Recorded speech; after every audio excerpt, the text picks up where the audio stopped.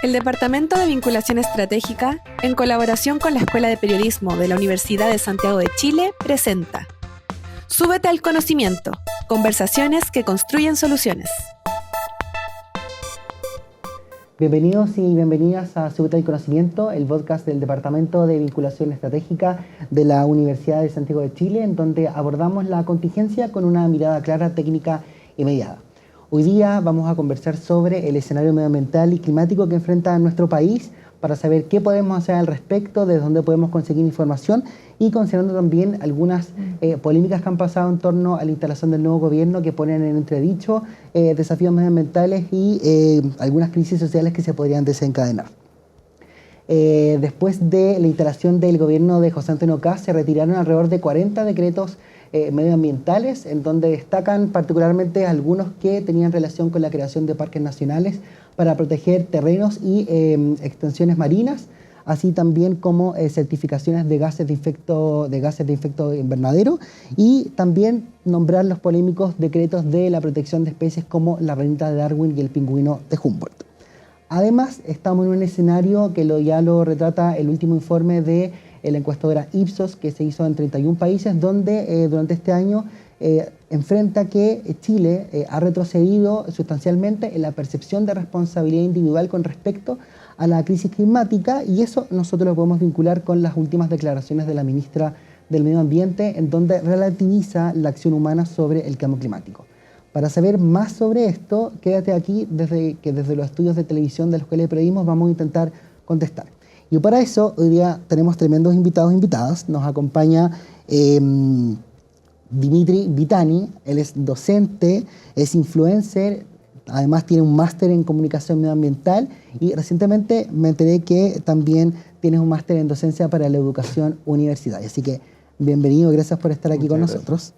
Y también desde la casa nos acompaña Catalina Santos Astudillo, ella es encargada de gobernanza y academia de la unidad de sostenibilidad de nuestro plantel y además es cientista política con una vasta trayectoria en políticas públicas, cooperación internacional y desarrollo sostenible, que son temáticas que hoy día nos conciertan.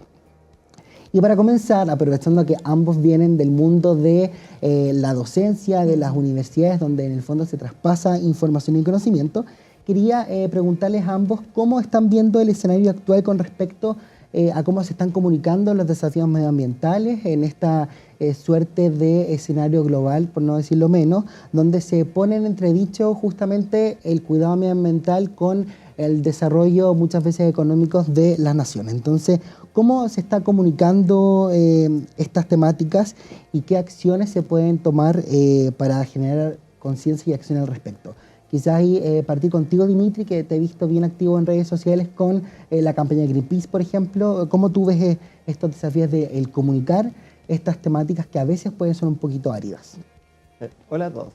Bueno, igual súper fuerte porque al final, primero siento que se orilla el medio ambiente hacia un partido o una mirada política, y eso igual es súper triste de pensar, no porque sea como se orilla el medio ambiente hacia un lado, particularmente la izquierda, ¿cierto? En este sentido, siendo que haciendo el discurso de que la izquierda es la que protege el medio ambiente, por ende, eso es antiderecha de alguna forma, ¿cierto? Como partido político particular. Los discursos que existen a través de esto es terrible, como una polarización de la situación, cuando en realidad a todos nos debería preocupar el medio ambiente, independiente del partido político, ¿cierto? Entonces, tú ves que en términos comunicacionales se está polarizando una temática que eventualmente es trascendental, independiente de... Es trascendental, o sea, no quiero, por supuesto, menospreciar y jamás menospreciaría a los partidos políticos, ¿cierto? Sí, pero se está reduciendo el medio ambiente a una mirada, y eso es inconsecuente, porque el medio ambiente no puede ser una mirada, el medio ambiente es lo que sostiene la vida, entonces no podemos reducirlo a un simple pensamiento, ¿cierto? Y eso me pasa mucho, como tener que pelear constantemente ahora como siendo tachado muchas veces de una persona comunista, ¿cierto? Una persona abiertamente de izquierda. Típico, porque uno defiende a las ranitas de Darwin, pues, ¿cachai? Como que igual eso al final no debería por qué ser. Y además, a raíz de esa orilla, ¿cierto? Ya se empiezan a, no quiero decir sí, faltar el respeto a la naturaleza en cierto sentido, porque empezamos a tener actos contra la naturaleza defendiendo, no sé, el progreso, y lo digo muy entre comillas, humano, porque en realidad, no sé, rellenar humedales para plantar casas no es progreso, ¿cierto? Sino como que un retroceso en un conocimiento que existe y que ya tenemos hace mucho, mucho tiempo. Sabemos lo que va a pasar ahora con las lluvias, ¿cierto? Se van a rellenar las partes que fueron rellenadas donde había humedal, se van a inundar más rápido. La gente que vive en esas casas se va a inundar más rápido. Yo tengo una amiga muy querida que vivía en Tomé y ella vivía en lo que era un relleno de humedal, ¿cierto? Y la casa cada vez que llueve mucho, ¿cierto? Ellos tienen, es tanto así que tienen los enchufes en el techo, porque le llueve y les tapa la parte de abajo de la casa, y eso es porque fueron construidos en humedal, que no es culpa de las personas que fueron a vivir ahí, ¿cierto? Sino que las personas que decidieron comprar ese terreno o rellenar ese terreno porque era mucho más barato que encontrar otro, por ejemplo.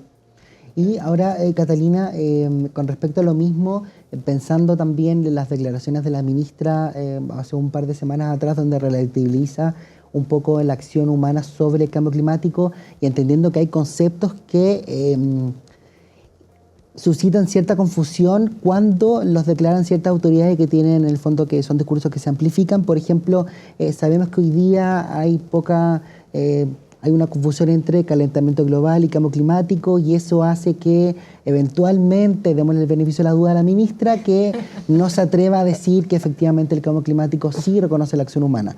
Entonces ahí también desde tu expertise, ¿cómo tú ves la comunicación de esos conceptos que hoy día parecen clave para que la ciudadanía y todos nosotros podamos entender efectivamente sobre qué estamos hablando, cuál es la gravedad del asunto y también eso cómo nos impacta a nosotros? Ya, perfecto. Estoy muy de acuerdo también con Dimitri, que se ha polarizado esta conversación en torno a un pensamiento, a una línea ideológica, y así que también como lo dice la ministra, yo creo que no es casualidad. Finalmente, cómo planteamos esta información, cómo estamos tratando de comunicarla al público, tiene una lógica detrás, hay una decisión política de cómo lo queremos comunicar. En ese sentido, relativizar que la acción humana está generando el cambio climático que vemos hoy en día, yo creo que es un error. Tenemos evidencia científica súper sólida al respecto. Si bien han habido cambios en el clima antes de que nos instauráramos como civilización, el ritmo que tiene actualmente no tiene precedentes previos. O sea, cambios que antes ocurrían en 1000 años, ahora están pasando en décadas o incluso en un periodo de tiempo mucho más acotado, y eso sí o sí es causa de la acción humana. Yo creo que, bueno, también está el concepto de los límites planetarios, que se surge en Suecia, en el estudio de resiliencia climática de Estocolmo, donde se plantean 9 límites que nosotros deberíamos tener como dentro de control, en un área controlada, para que la vida en el planeta sea habitable. Y uno de estos es el cambio climático. Otro tiene que ver con la biodiversidad, otro con la calidad de nuestra capa de ozono, los suelos, y yo creo que ahí es súper esclarecedor para poder entender la condición climática actual. Y bueno, también hay temas de océanos ahí en los límites planetarios, y actualmente de estos 9 ya 7 han sido sobrepasados. Y eso es súper alarmante, la verdad. Y ahí la comunicación es clave. Yo creo que estos límites, como se presentan, es un gráfico muy fácil de entender, pero también son noticias que yo creo que a todos nos genera cierta preocupación y miedo y ansiedad. Entonces, la forma en la que nosotros transmitimos este conocimiento y esta información tiene que ser cuidadosa, no caer como en el pánico colectivo, porque claro, eso solo... ansiedad. Claro, sí. Y eso solo inmoviliza. Como que uno dice, mejor no quiero saber más de esto, prefiero seguir mi vida sin enterarme de estos detalles. Entonces, como llamar a la acción. Y yo creo que ahí nosotros también en la unidad es constantemente lo que nos estamos preguntando de cómo transmitir este conocimiento para que nos podamos involucrar y ocupar finalmente. Aprovechando los límites, estos límites planetarios que tú nos comentas, me entra de cajón para entrar a la segunda parte de la conversación, que tiene que ver con el sobregiro ecológico que Chile ya por 7º año consecutivo se establece que Chile ya superó, ya está en sobregiro ecológico, Y tiene que ver con eso, con los límites planetarios que tú planteabas, y también en el fondo la importancia de cómo se comunica esto para entender un poco también el uso de nuestros recursos naturales, y con el escenario actual donde podemos entender que hay una cierta despreocupación o confusión que puede ser más ideológica y no necesariamente una confusión por desconocimiento, que es lo que plantea Catalina. Entonces, ¿qué medidas identifican ustedes como necesarias o proyecciones tal vez que se estén implementando para abordar esta temática? Me gustaría partir contigo, Dimitri, también para que primero nos comentaras un poco de qué se trata este sobregiro ecológico, que sé que es un tema que tú lo has podido comunicar en tus redes sociales, y luego de eso para que entendamos qué es el sobregiro ecológico, que puede ser algo como que quizás un poco alarmante para entenderlo bien, y luego seguimos con la conversación con unos datos que les tengo. Vale, perfecto. El sobregiro ecológico básicamente se trata de lo siguiente. Nosotros tenemos cierta cantidad de bosque que podemos utilizar. Esto es un ejemplo, ¿cierto? Sí. No necesariamente es práctico. Que son, podemos ocupar, estoy inventando, 1 metro cuadrado por mes, ¿cierto? En los 12 meses, 12 metros cuadrados. Fácil. La cosa es que nosotros ocupamos estos 12 metros cuadrados que debimos haber ocupado en el año, lo ocupamos en los primeros 4 meses, ¿correcto? ¿Y por qué pasa esto? Porque nosotros lo ocupamos para más cosas que sea lo necesario también. Vendemos más madera de la que necesitábamos, ¿cierto? Ocupamos más cosas que la que deberíamos ocupar. Y lo que deberíamos hacer es como concentración de ocupación. No es como... ¿Cómo lo explico? No es que no sigan existiendo estos bosques, ¿cierto? Sino que nosotros empezamos a sacar de las reservas que deberíamos tener para el próximo año. Entonces va a llegar un punto particular en años más adelante en las que vamos a haber ocupado todos los recursos, estoy inventando, del 2030 al 2025, ¿cierto? Y ese es el problema. Ahora nosotros no vemos mucha diferencia porque nosotros no tenemos esa percepción de pensar más allá a largo plazo como sociedad, ¿cierto? A mí también me cuesta bastante porque en realidad hasta que yo no me puse a estudiar el sobregiro ecológico, tampoco lo entendía, era como, pero si ahí está, ¿cachai? Como que todos lo vemos y sigue ahí y no pasa nada. Pero no, es que si seguimos nosotros con este ritmo constante y ocupando recursos que deberían estar reservados para el próximo año, porque reservado no significa que no se ocupen, sino que significa que este mismo recurso tiene una resiliencia positiva que consiste en que se está reformando y se está haciendo de nuevo para que pueda tener más en el futuro. Y si nosotros cortamos ese proceso, no solamente vamos a quitar las siguientes generaciones, ¿cierto? Sino que las que iban a venir con el descanso de las que ya estaban siendo ocupadas. ¿Se entiende? Sí. Como que por ahí ese es el problema. Igual es una lata porque... es difícil de entender muchas veces para las personas que no trabajan muy bien en medio ambiente y no entienden lo que es una resiliencia positiva o una resiliencia negativa de los ecosistemas. Claro, o no algo que se ve, porque en el fondo nuestras vidas entre hoy día y el viernes siguen igual, sí. Entonces no somos conscientes en el corto plazo de que eso está sucediendo. Y va lo que iba a decir, que falta una educación formal en ecosistemas nacionales dentro de, no sé, estoy inventando tal vez, los colegios o la vida universitaria.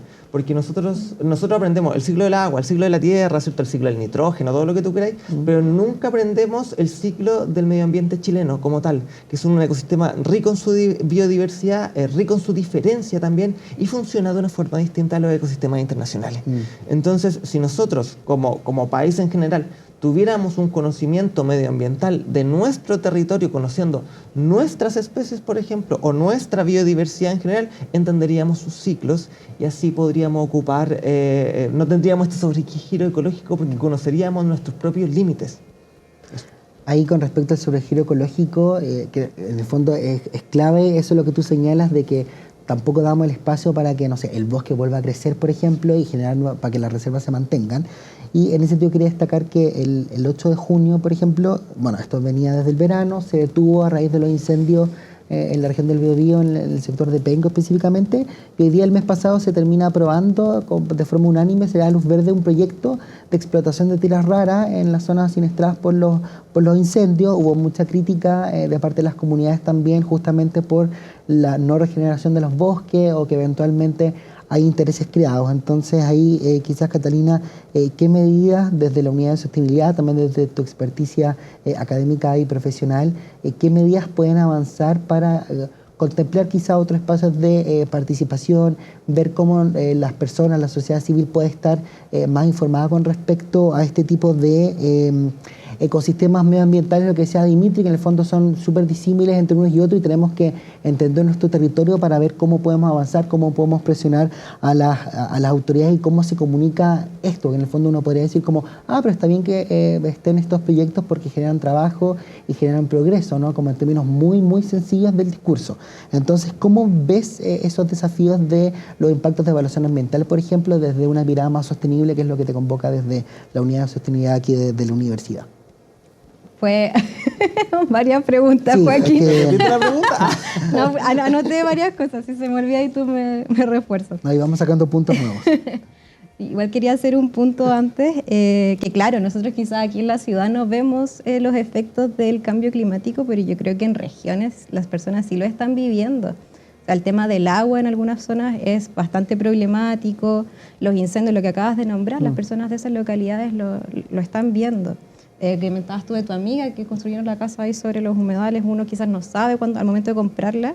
Yo escuchaba esta frase que el agua tiene memoria, entonces siempre va a volver. O lo que pasó en Concón con los socavones, también construyeron sobre dunas. Sí. En fin.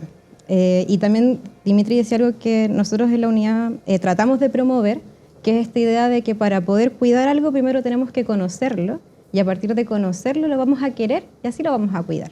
Entonces eso también es como uno de los principios que desde la unidad de sostenibilidad y también en conjunto con otras universidades y centros de formación técnica estamos conversando en cómo formar en sostenibilidad. Y ahí el tema de la participación yo creo que es clave, estar atentos a lo que está pasando en nuestros territorios, en nuestras comunas, acá también dentro de la misma universidad. Creo que las redes sociales tienen un potencial enorme para ser una fuente de información más entretenida, más accesible también para todas las personas. O sea, lo que hace Dimitri como divulgación, yo encuentro que es muy necesario. Y ahí tener cuidado nosotros también a qué seguimos, qué estamos consumiendo, cómo estamos alimentando también como al algoritmo de las redes sociales. Porque hay mucha gente que está haciendo trabajo bien interesante. O sea, acá hay fundaciones que informan sobre el rol de los glaciares, por ejemplo. Nosotros tenemos muchos glaciares en nuestro territorio. Hace poco también me enteré que hay un Instagram que se llama Es la Fuerza que nos une, que agrupa a distintas ONGs nacionales y pronto van a hacer un evento, creo que es el 3 de octubre, en el que van a como relevar un poco el rol que tienen estas organizaciones a nivel nacional y para la incidencia pública y la formación y la educación. Entonces yo creo que redes sociales, si las miramos como desde esa perspectiva, nos pueden ayudar a informarnos y también a conectarnos con otros de nuestro mismo territorio. Ahí podemos como generar alianzas. Yo creo que la acción ciudadana es muy poderosa. El lunes acompañé un curso de la profesora Cristina Villamar, que es una profesora de obras civiles de acá de la universidad. Fuimos a visitar la Reserva Natural Municipal de Peñaflor, que es la primera reserva de estas características administrada por un municipio y surge por un movimiento ciudadano. O sea, hay una agrupación que se llama Mapuco, que empezaron a cuidar aquí un sector que es colinda con la ribera del río Mapocho y aparte surgen unos pozones por napas subterráneas. Y ahí se encontraron vecinos como que se iban a limpiar este sector y dijeron, esto hay que protegerlo, hay que cuidarlo, y lograron ser la primera reserva natural municipal de la región metropolitana. Entonces, solamente como con vernos los unos a los otros y dar ese paso igual para interactuar, que es un poco contrario a cómo funciona el mundo hoy en día, que te invita a estar súper individualizado y competir todo el rato, podemos hacer cambios. Yo creo que hay muchos ejemplos de cambios positivos que se logran a partir de la acción colaborativa. Y ahí en ese sentido también hay que informarse. Nosotros tenemos una política de sostenibilidad acá en la universidad y también yo los invito a que la lean, vean cuáles son los compromisos y nos exijan a nosotros como unidad, como funcionarios también, como que la cumplamos finalmente, que alcancemos estas metas, que estemos formando en sostenibilidad. Ahí hay un rol como ciudadano vigilante que yo creo que tenemos que recuperar y esta universidad tiene harta historia al respecto. Sí. Y bueno, lo último que quería mencionar, que también hay una estrategia de transición socioecológica justa que trata de dejar esta idea detrás como de que el progreso económico sí o sí tiene que sacrificar al medio ambiente y a las personas, sino que hay otra forma de hacer. Entonces esta transición de pasar de quizás otras fuentes de energía, dejar atrás los combustibles fósiles y usar otro tipo de fuentes renovables, tiene que tener una mirada de justicia. Tenemos que pensar en esas personas que podrían perder su fuente de trabajo y cómo las integramos también a este nuevo sistema. Entonces ahí seguirla también. Oye, para que no quede en el tintero, ¿dónde podemos encontrar esa estrategia de sostenibilidad que también para la gente que va a escuchar y está viendo el programa, que quiera saber qué está haciendo el USACH al respecto, también esa que puede servir de guía para otras instituciones, para otras personas. ¿Dónde está disponible ese documento? Tenemos una página web. ¿Ya? Se llama sostenibilidad.usach.cl. Tiene un apartado de políticas, donde ahí pueden descargarla, y también tenemos otro apartado de recursos, donde está la cuantificación de la huella de carbono en la universidad, distintos programas que estamos promoviendo, informes de gestión.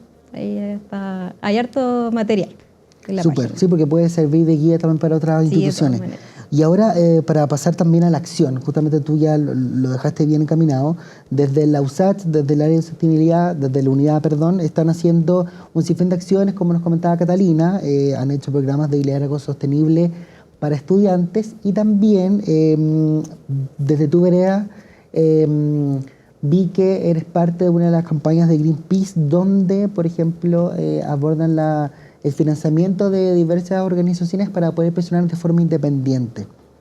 Entonces, como en este caso, obviamente la sociedad civil ya organizada, puede presionar a las autoridades, ¿qué acciones podemos reconocer también para que nosotros, no sé, desde la casa, más allá que hayan desafíos institucionales importantes que tienen que llevar adelante las distintas naciones, pero nosotros desde la casa, ¿a qué acciones nos podemos sumar?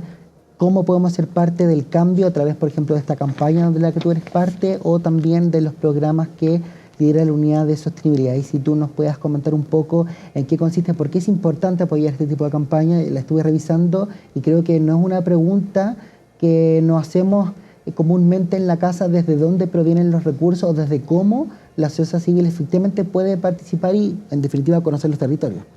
Nosotros tenemos esta idea de que como sociedad civil no tenemos un poderío de alguna forma, ¿cierto? Cuando en realidad eso es totalmente falso. Nosotros, si nos organizamos como sociedad civil, logramos cosas maravillosas. Por ejemplo, la reserva de la que estábamos hablando hace poquito ratito, de lo que también podemos hacer parte es de impulsar campañas específicas, de reclamar no nuestros derechos, ¿cierto?, sino que nuestros deberes ambientales también. Nosotros como sociedad civil tenemos esa capacidad de poder trabajar colaborativamente, independientes seamos profesionales también del área o no. O sea, como que generalmente se deja esto para los expertos, pero particularmente el medio ambiente necesita del conocimiento general. Si bien hay conocimiento técnico y específico, que por supuesto que es necesario manejar, también el conocimiento general es sumamente importante. Por ende, personas que están en la casa, ¿cierto?, personas que están en el hogar, tal vez preguntándose cómo podrían avanzar, únanse a una sociedad civil en particular que esté moviéndose por algo que a ustedes les interese, porque a ustedes les guste. Y no estoy llamando a una revolución, ¿cierto?, ni nada por el estilo. Pero igual sí, pero ya. Sino que estoy llamando más a que nuestra mera presencia y nuestra mera acción, no individual, sino colaborativa, hace la diferencia. Y volviendo al tema, plantar bosque nativo, espino, por ejemplo, boldo, peumo, guillay, litre, en el departamento, en un macetero, controlando lo que es este crecimiento para que no se te vaya, ¿cierto? Porque claro, yo entiendo que sí, no todos tenemos un balcón gigante o un balcón específicamente, pues, imaginando que no vivimos en casa, porque Santiago, la mitad de Santiago vive en departamento. Pero, por ejemplo, plantar bosque nativo dentro del hogar llama al conocimiento de lo que es la flora nativa. Y vamos a empezar a conocer, ¿cierto? Vamos a empezar a querer y vamos a empezar a proteger. Con este simple acto de reforestar con bosque nativo, uno, además de estar recuperando los ecosistemas e inventando una especie de bosque vertical, imagínate, todos tuviéramos esto, todos, no sé, nos pusiéramos de acuerdo en el departamento, todos tuviéramos una plantita nativa en el balcón y haríamos un bosque vertical maravilloso y repoblaríamos una zona específica, por ejemplo, soñando. Y sería muy linda la ciudad también. Sería muy lindo y bajaría la temperatura también en el verano por lo demás. O sea, es un win-win hasta donde podamos porque tampoco necesitan mucha agua. Claro, esa es la gracia que sea nativo. Porque... Y que sea parte del bosque esclerófilo particularmente, claro, por supuesto de la zona. No vayamos a plantar, no sé, un coigua aquí en Santiago porque no va a crecer, pero sí espino, boldo, guillay, lo que se dé en esta zona en particular, para que podamos, y este bosque de alguna forma vertical que estamos inventando, puede hacer incluso una acción también, para que nosotros podamos, y la sociedad civil pueda empezar a empoderar y empiece a trabajar con lo que son estos distintos como herramientas que tenemos para poder frenar o el cambio climático, ¿cierto?, o este problema que tenemos con el desconocimiento ambiental. Ahí encuentro que sería maravilloso, sería muy lindo. Yo siempre he pensado que los edificios podrían tener azoteas verdes, pero Sí. entiendo que hay otras cosas que pasan entre medio para que no sea posible. Ahí, siguiendo esta lógica del llamado a la acción y estas iniciativas que se pueden proyectar en el futuro, pensando en lo que están haciendo desde la Unidad de Sostenibilidad, ¿cómo ha sido la recepción de las personas, de los estudiantes, las personas que participan en este escenario que uno podría aventurar que podría haber más ansiedad, más preocupación, más interés por estas temáticas? ¿Cómo es la recepción? ¿La gente, las personas realmente llegan con mucho desconocimiento al momento de participar, adquieren competencias y eso se termina traduciendo en acciones que ustedes pueden ir monitoreando? Te pregunto esto para ir en el fondo proyectando un poco el escenario medioambiental a través de nosotros mismos. Ya. Bueno, ahí también destacar que nosotros, si bien trabajamos con estudiantes, también trabajamos con académicos, funcionarios, y tenemos una mirada triestamental de la universidad. Tenemos ahí una capacitación docente para educación para la sostenibilidad, donde buscamos mucho pasar de esta idea de formar en competencias. Y nosotros buscamos que se forme el pensamiento crítico, el pensamiento sistémico, la colaboración y también la conciencia ambiental, que creo que a veces nos quedamos un poco con la conciencia ambiental solamente cuando hablamos de estos temas y es más complejo que solo eso. Hemos tenido buena recepción en los 3 estamentos, pero también hemos visto que hay una baja en esta participación. Por ejemplo, hicimos un voluntariado hace 3 años atrás para ir a hacer una limpieza de playa, se nos llenaron los cupos, participaron 60 estudiantes y ahora en el último que hicimos llegaron solo 40.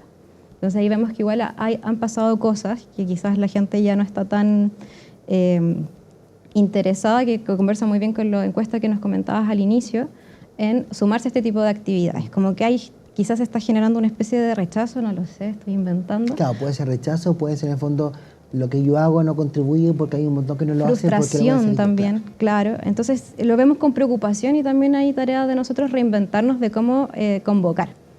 Y ahí quería mencionar un programa que estamos impulsando. Acá en la universidad hay actualmente 11 huertos urbanos activos que han surgido de forma orgánica. Algunos son desde los estudiantes, otros son desde académicos. Hay una huerta medicinal, hay una huerta que funciona como refugio emocional. Y también hay funcionarios que se están tomando espacios para tener un lugar como de desconexión de la jornada laboral, también como para reconectarse con ellos mismos y estar como más en calma. Eso estamos trabajando fuertemente este semestre. De hecho, el próximo miércoles 22 de julio vamos a tener un seminario conversando sobre el rol de las huertas en sentido de para los funcionarios, los estudiantes y los académicos, y también cómo nos invitan a pensar otro tipo de ciudad. Y este espacio ha generado harto interés, como que hay motivación de poder aprender a trabajar con la tierra, reconectar con los procesos de cultivo. O sea, yo encuentro muy triste que pensemos que, no sé, la fruta sale del supermercado y que no viene de la tierra de repente, como que los niños no... O la carne, como de dónde viene, como, no, del supermercado. Entonces este proyecto está súper interesante, lo estamos comunicando harto por nuestras redes sociales, que es USAT Sostenible, y es abierto. Y como son 11, estar presente en varios puntos del campus, que nosotros igual nuestro campus es bastante grande y tiene presencia casi en todos los sectores.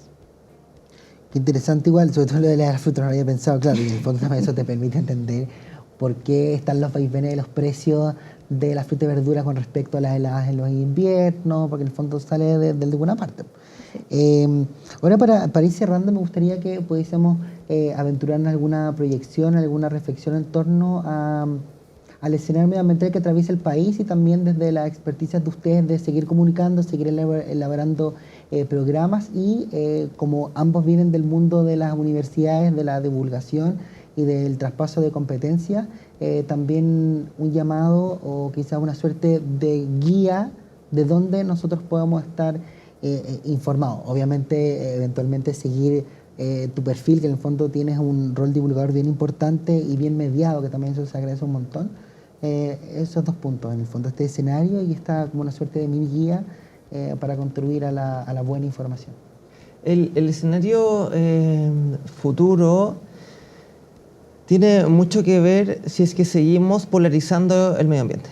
Si nosotros seguimos entendiendo el medio ambiente como un acto político, ¿cierto? Que yo creo que en realidad es un total error en el sentido de haberlo planteado como así, cuando en realidad de nuevo volvemos a entender que el medio ambiente es lo que sostiene cualquier pensamiento existente.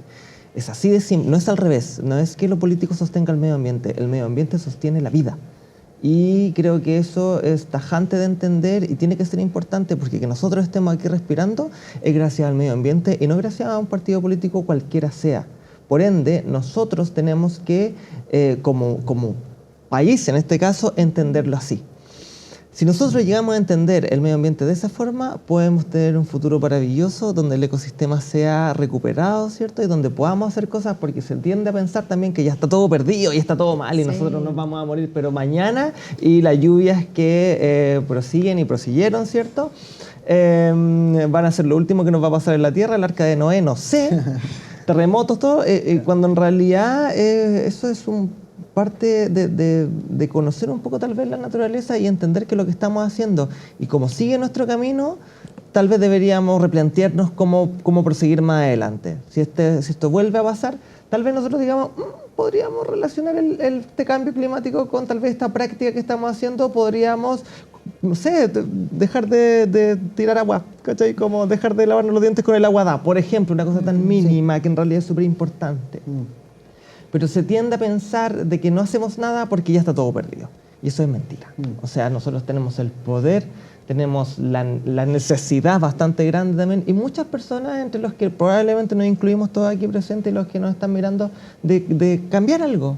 Y se puede con acciones mínimas hasta las acciones más grandes.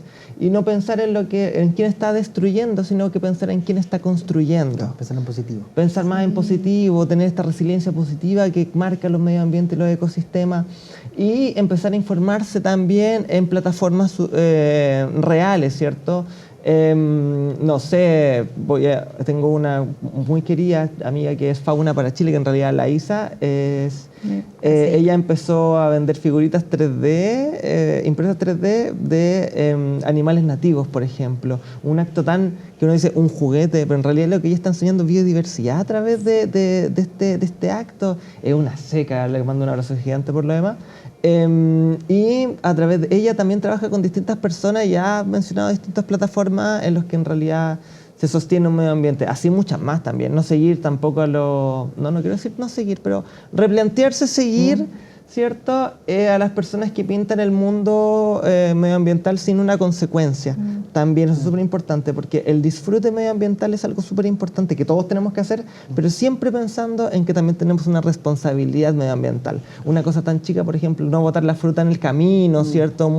Pasa todavía eso, que tiran las cáscaras del plátano en las calles, ¿cierto? O van con los perros sueltos al cerro. Eso me estresa un montón, porque últimamente hubo como un boom de los trekking en la cordillera de Santiago lleno de mascotas. No, terrible. Y los guardaparques en la Carrera Macul, por ejemplo, no dan abasto y dicen, por favor, no traigan más perros porque... Terrible. Y no tiene que ver con que el animal sea mal, ni si tampoco tiene derecho a la vida, no estamos hablando de eso.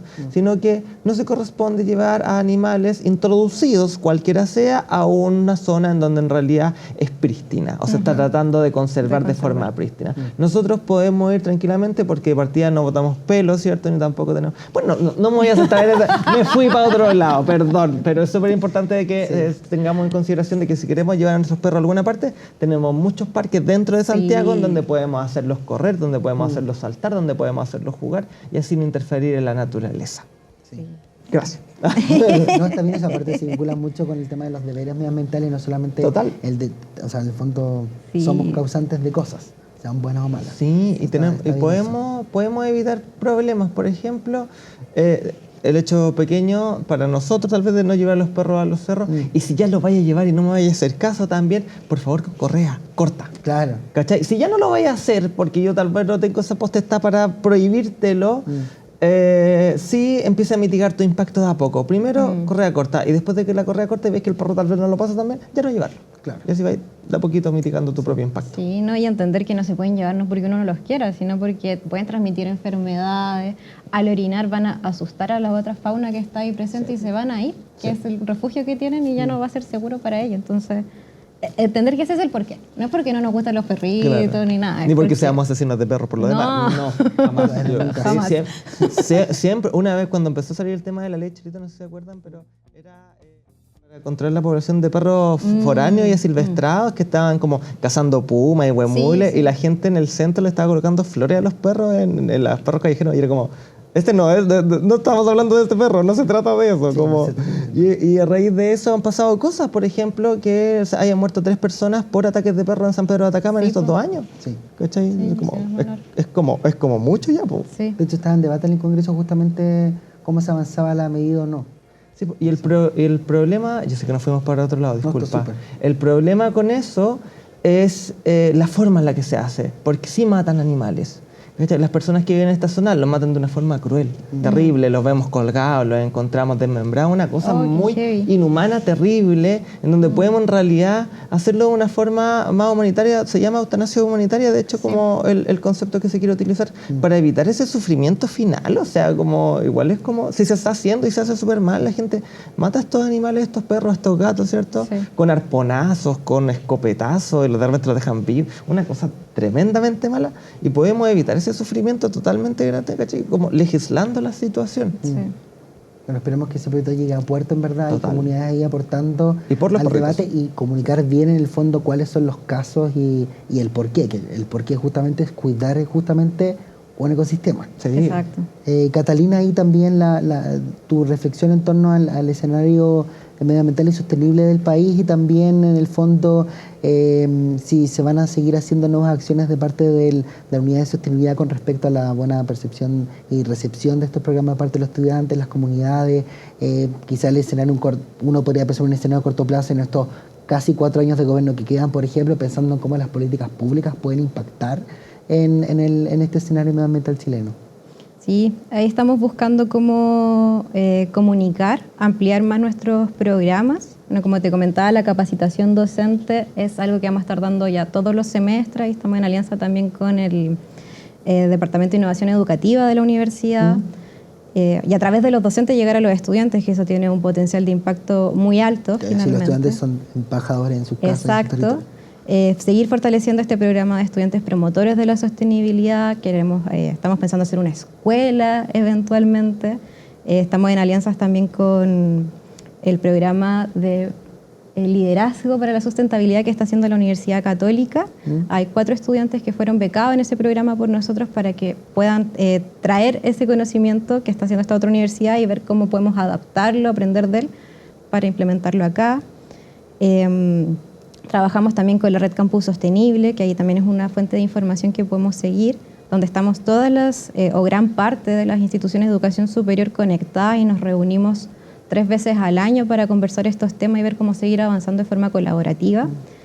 Y ahí yo creo que algo que estamos buscando promover desde la unidad es la biodiversidad y cuestionarnos cuál es el rol de la biodiversidad, cómo somos parte también de esta.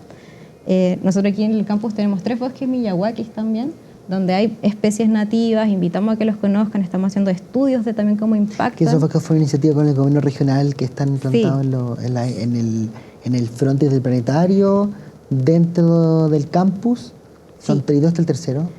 El frontis, hay uno que está detrás de la sala cuna y el Ya. jardín, y hay otro que está por los pastos de ciencias frente a la Facultad de Humanidades. Entonces ahí también, un muy buen ejemplo, estos árboles eventualmente no van a necesitar agua ni mantención de nuestra parte porque se van a adaptar al territorio y el suelo donde están. Hay profesores que lo están usando para complemento de sus asignaturas. También conozco casos de funcionarios que se van porque hay como un caminito y tú te puedes adentrar en el bosque y de hecho en verano se nota el cambio de temperatura para hacer una pausa de su jornada. Entonces buscar ese tipo de iniciativas y yo creo que la biodiversidad es clave. Creo que es como, actualmente para mí es donde tengo puesto el foco hoy en día. Creo que está súper amenazada. Las proyecciones son súper alarmantes también de la pérdida de diversidad que estamos teniendo y dependemos de la convivencia de estas especies para poder estar en equilibrio. Y ahí lo que decía Dimitri también es muy importante, legislar la política más allá del color. Estamos hablando de la sobrevivencia nuestra y de las futuras generaciones en el planeta, o sea, poder habitarlo de una forma que sea amigable también con nosotros. El planeta va a seguir existiendo, estemos los humanos o no. Claro. Y de hecho, si seguimos tal cual como estamos, las zonas inhabitables del planeta van a aumentar. Y ahí también vamos a tener refugiados climáticos, personas que van a migrar.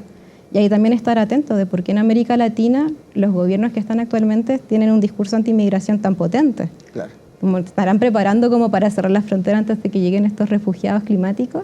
¿Y qué va a pasar ahí también Como ir haciendo esas conexiones yo creo que es importante. Y también el tema de las semillas, que ahora se están privatizando, como, ¿qué vamos a hacer si alguien tiene el monopolio de nuestro alimento? Ya. Actualmente creo que como que el 40% de las semillas a nivel mundial le pertenecen a 2 empresas. Y ese es el sustento de la vida, o sea, las frutas y verduras que nosotros consumimos provienen de una semilla. Entonces ahí también hay que estar atento a lo que está pasando. Creo que el SAC sacó como una propuesta de legislación hace poco, que las organizaciones, lo conversaba con las personas que participan en los huertos, están bastante preocupadas y atentos a esa problemática.